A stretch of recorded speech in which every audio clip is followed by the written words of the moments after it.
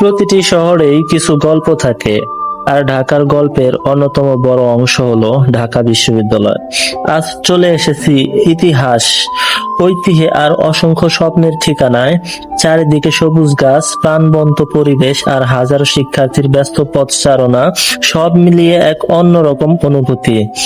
ক্যাম্পাসের প্রতিটি রাস্তা যেন একটা গল্প বলে, কোথাও বন্ধুদের আড্ডা, কোথাও পড়াশোনার ব্যস্ততা, আবার কোথাও ক্যামেরাবন্দী হয়ে যাচ্ছে সুন্দর কিছু মুহূর্ত।